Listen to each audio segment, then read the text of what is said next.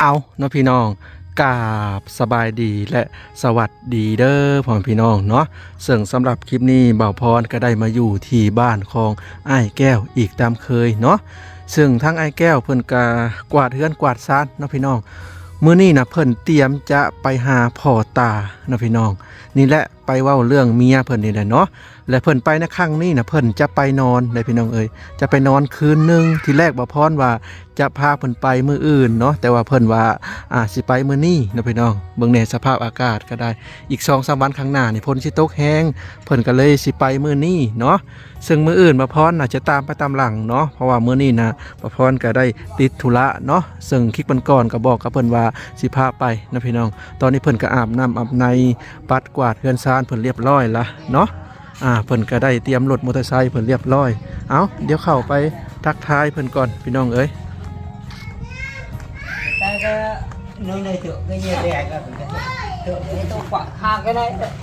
đó cứ phải nhà สบายดีไอ้แก้ว สบายดี สบายดีเด้อนะก็คือผู้ที่มาให้กำลังใจเพิ่นเรื่อยๆเนาะ rồi ญาติพี่น้องทั้งพ่อเนาะ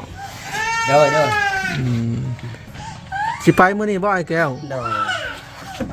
và sẽ lồng cái non như phun สิไปนอนอยู่พูดคืนหนึง rồi อืม sẽ lồng cái hai cặp khẩu trên nè ข้าวกินเบิด cặp khẩu โอ้ไปหากับข้าว cái hai phụ cái hai ba đó cho phun nọ khẩu mi xe nhảy đây เงิน mình ว่า hai kinh mình ngài อืมสิเตรียมตัวออกเดินทางแล้วป่ะนี่โอ้ và chỉ khó ngân năm ba phong lại phải là một luật ขอเงินน้ำค่อย rồi không đi ngân đây อืม nên sẽ lồng bài phun 50ฮอดบ่ một hot đồ หืม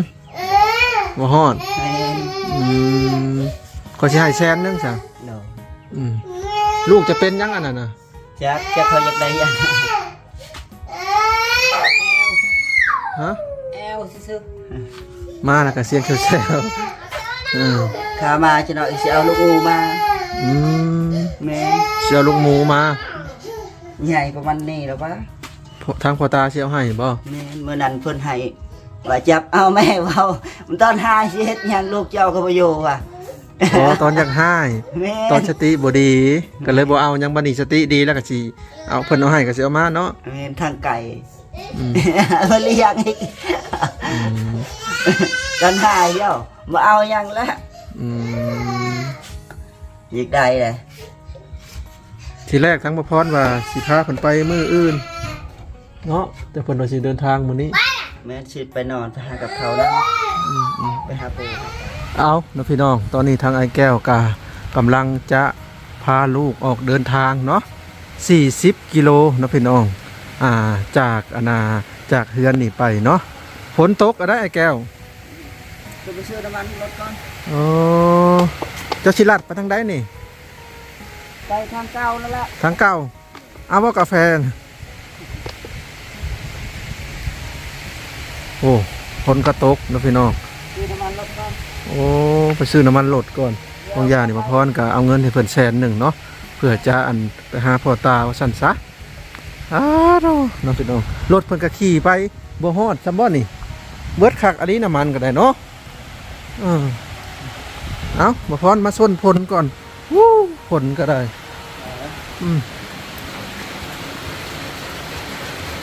รถเพิ่นก็เบิดคักอันนี้น้ำมันเนาะ ครับ ย่างไปซื้อน้ำมันอยู่ปั๊มนะพี่น้องเอ้ย1 กิโลจากนี่ไป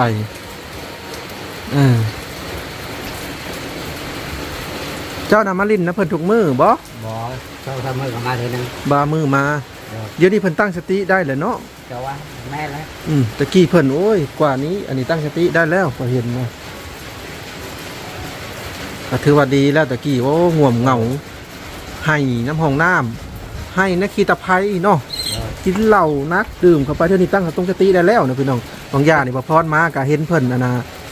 เพิ่นกวาดเฮือนซานแล้วก็เมียนบ่นุ่มบ่นอนแล้วก็เวลาเพิ่นสิไปเพิ่นก็เก็บเครื่องของเพิ่นบ่ว่าจะเป็นเครื่องปรุงอาหารนั่นนี่แหละเนาะเพราะเครื่องปรุงอาหารเพิ่นก็เสียหลายครั้งนะพี่น้องปลาดงปลาแดกกระทงกระเทียมมะขงมะเผ็ดเป็นนัวน้ำมันกุ๊กสินะก็เสียเนาะ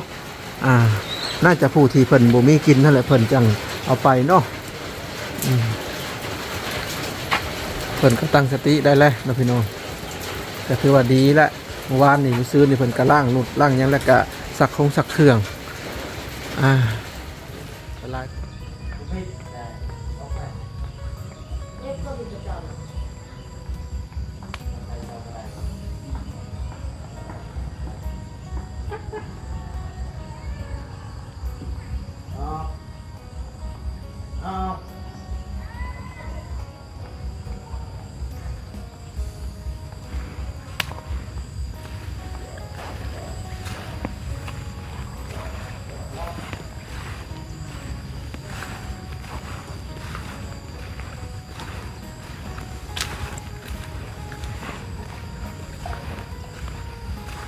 เสื่องฝนตกก็ตกดีอลีพี่น้องเอ้ยช่วงนี้ก็ได้เหมาะสำหรับอันผู้ที่ดำนาโนนเนาะ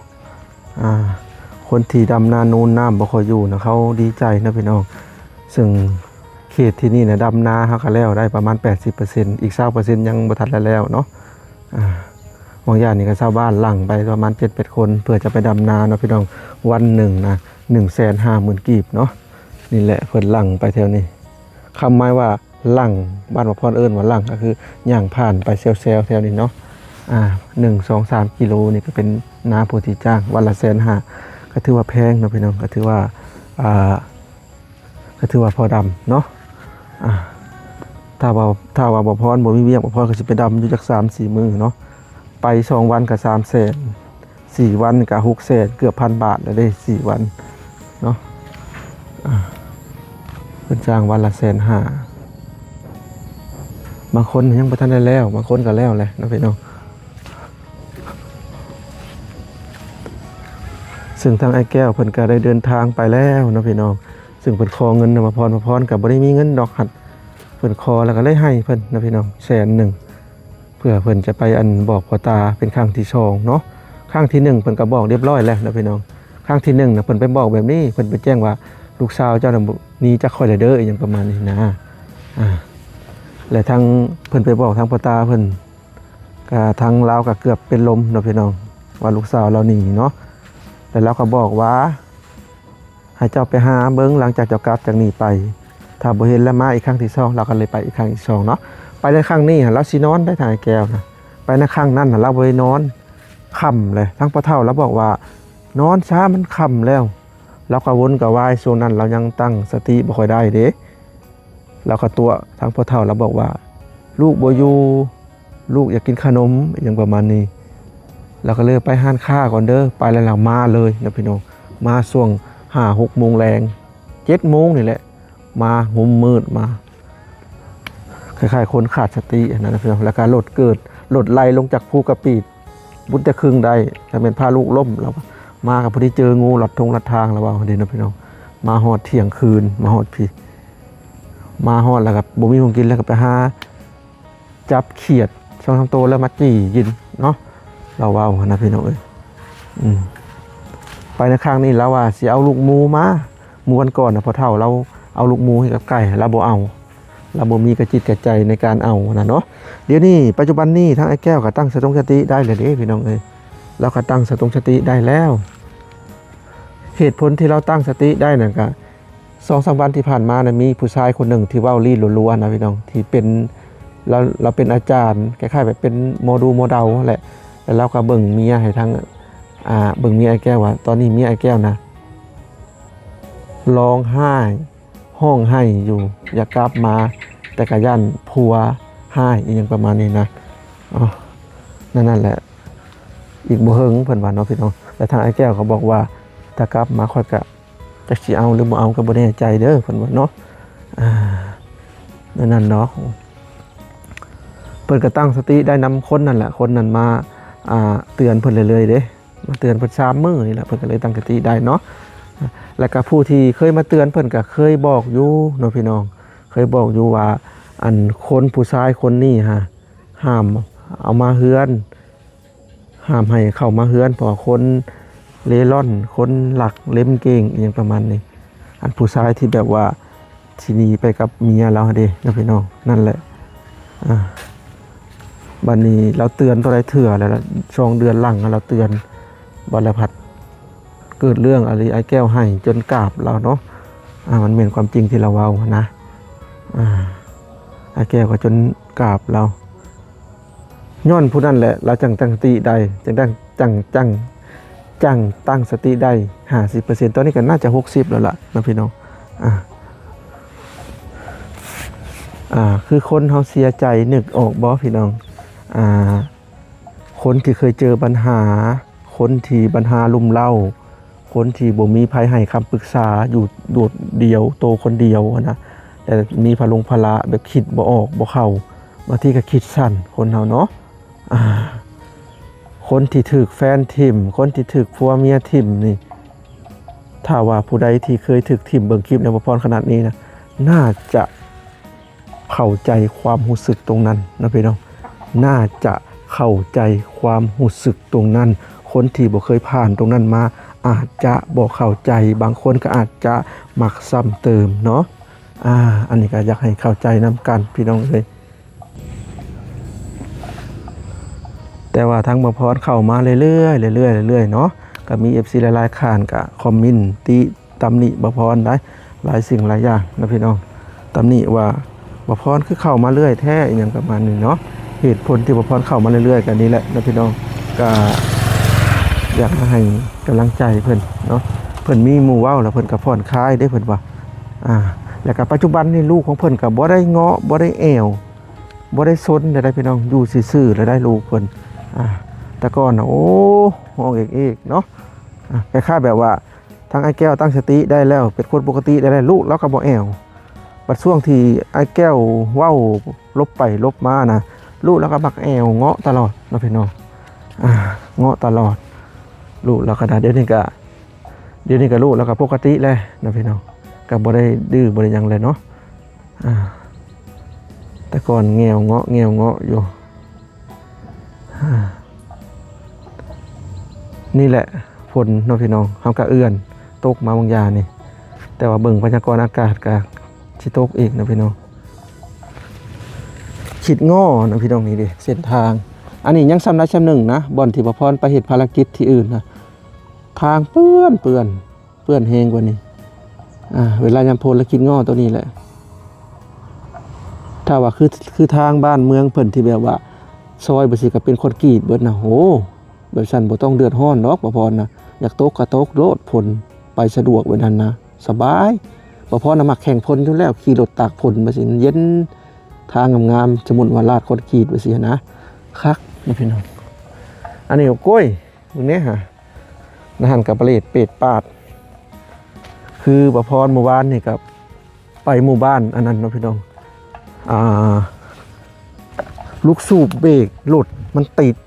บืนกี่ต่มหลายบ่พรก็เลยนี่ดิปลดมาห้อยตรงแหน่งนั่นนี่ดิเวลาเขากำแล้วมันบดีดเป็นกำแล้วลงเลยเอาแล้วว่ะมันหลุดบีบตัวนี้เข่าทีแรกก็บีบธรรมดาธรรมดาเวลาบ่พรขี่ไปบ่พรก็บ่ได้กำหรอกอย่ามันแล้วมันเข้ารถเกือบล่มกี่ต่มตีนหน้าจนทะลุทูทางไปอันนี้ก็เป็นร่องมัน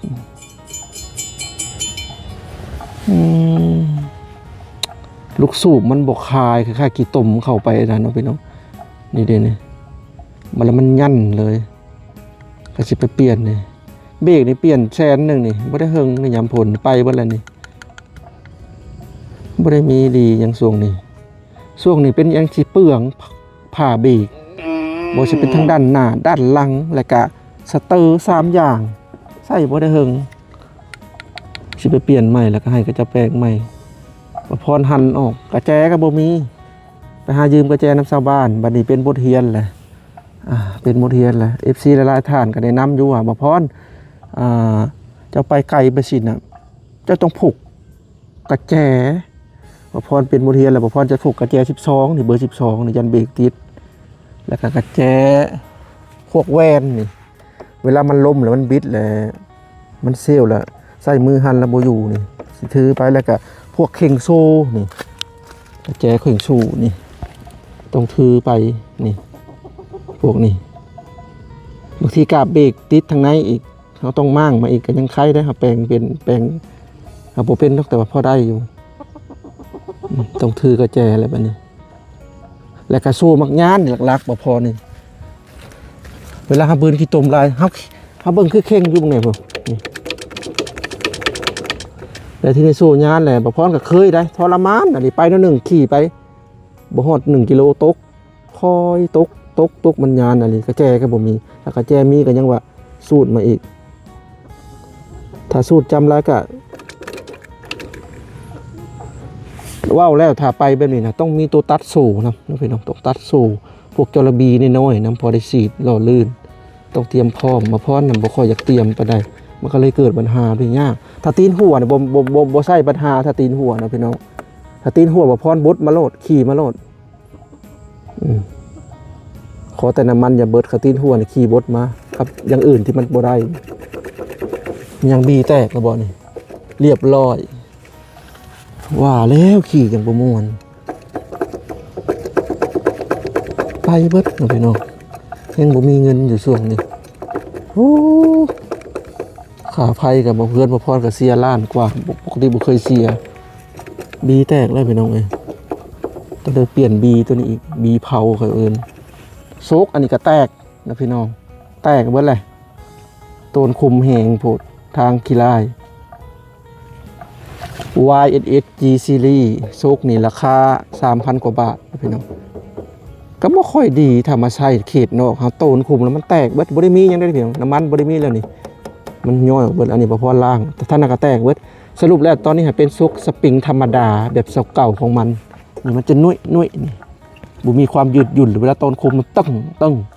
ตะกี้มันยังว่าเวลามันโตนคุมมันค่อยคายเลยแตกมาแล้วบุญมีน้ำมันหล่อลื่นแล้วล่ะ